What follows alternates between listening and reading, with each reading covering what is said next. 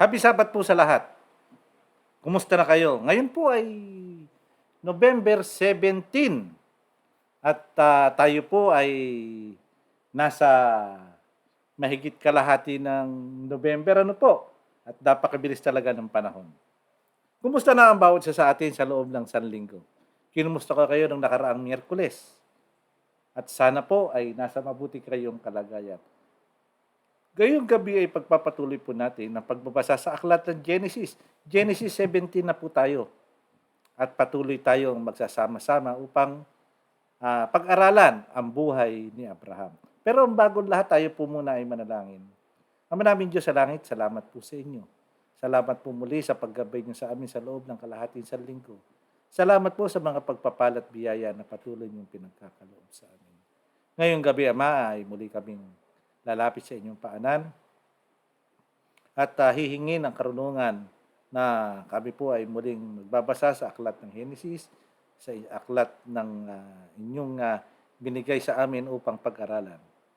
Samahan nawa kami ng inyong banal na Espiritu upang kami po ay makaunawa at may sa kabuhayan namin.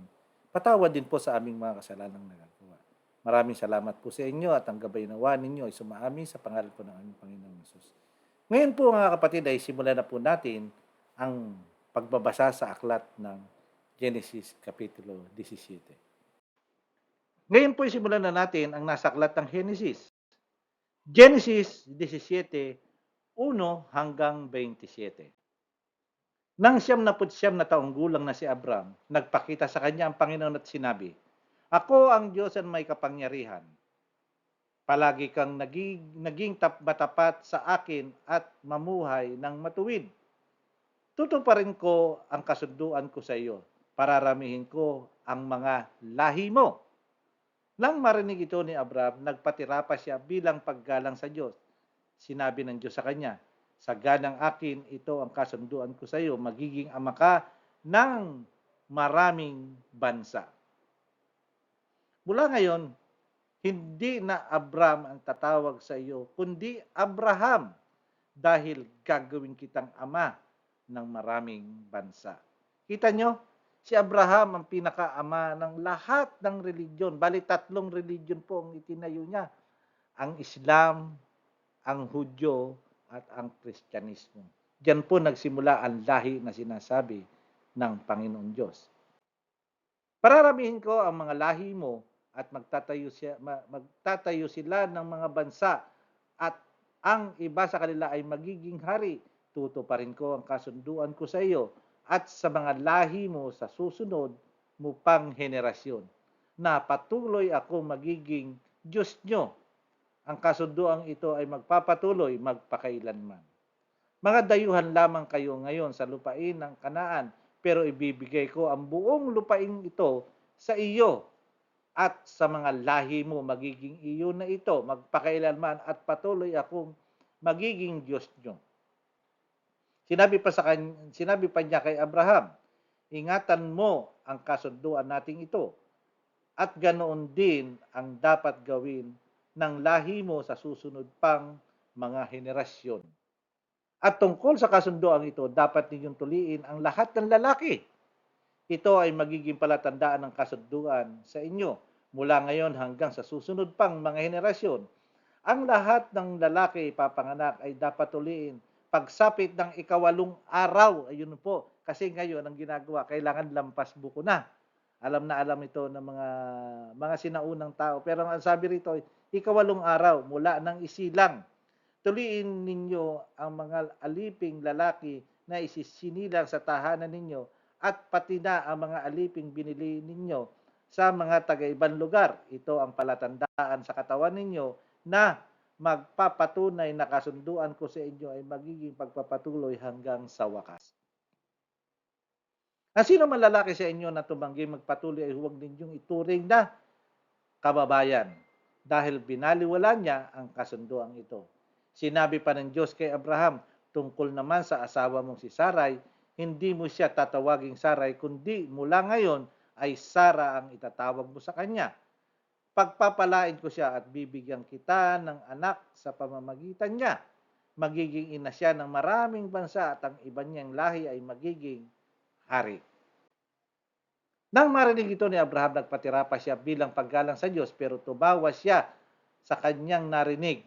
Sinabi niya sa kanyang sarili, magkakaanak pa ba ako na nasa 100 taon gulang na at si Sarah ay nabuntis pa, kaya siya ay nasa 70 taong gulang na. Biro niyo, 100 years old si Abraham at si Sarah ay 90. Sinabi niya sa Diyos, kung ganoon po mangyayari nawa ang pagpalain ninyo, niyo rin po ang anak kong si Ismael. Ito'y si Ismael, ito po yung anak niya kay Hagar.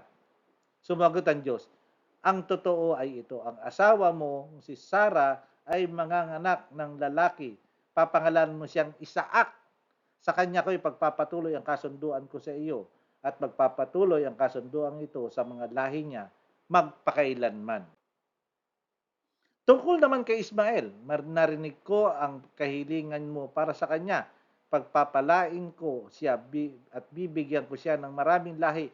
Magiging ama siya ng 12 pinuno at ang mga lahi niya ay magiging tanyag sa mga tao. Ito pong si Ismael ang pinagmulan ng lahi ng mga Muslim. Kaya lang, ang kasunduan ko ay tutuparin ko lang kay Isaac at ang mga lahi niya. Ipapanganak ni Sarah si Isaac sa ganito ring panahon sa susunod na taon. Umalis ang Diyos pagkatapos niyang sabihin kay Abraham ang mga ito. Sa mismong araw na iyon, tinupad ni Abraham ang iniutos sa kanya ng Diyos. Tinuli niya ang anak niyang si Ismael at ang lahat ng lalaki sa kanyang sambahayan. At ang mga aliping isinilang sa tahanan niya at ang mga aliping binili niya. So, hindi lang po batang 8 araw na gulang, kundi ang sabi rito lahat ng lalaki, pati yung matatanda na. Lahat ng lalaki sabi, pati yung mga alipin niya ay tinuli niya. Si Abraham ay 99 na taong gulang na nang tuliin siya. Biro niyo si Abraham, 99 years old, tinuli. At si Ismael naman ay 13 anyos nung gulang na. Sa mismong araw na yon, na nag-utos ang Diyos na ang lahat ng lalaki ay dapat tuliin, napatuli si Abraham at si Ismael, pati na ang lahat ng alipin ni Abraham na isinilang sa sambahayan niya at ang mga alipin na binili niya sa mga taga-ibang lugar. Kita nyo, sinunod ni Abraham ang lahat ng bilin ng Diyos. Maganda po, mga kapatid. Nakikita nyo si Abraham, tuwing bibili na ng Panginoon, ay hindi siya tumatanggi. Lagi siyang tumatalima. At lahat ng sinasabi sa kanya ay wala siyang kontra. Salamat muli sa inyong pakikisama at pakikinig, panonood sa atin ngayong gabi. At sana ay patuloy tayong sumabaybay upang tayo po ay mag-aral sa banal na kasulatan. Magbasa, makinig. Bago po tayo magtapos, tayo po muna ay manalangin. Ama namin Diyos sa langit, maraming salamat po sa inyo. Salamat po muli sa mga biyaya at pagpapala ng karunungan na muli po naming natamo ngayong gabi.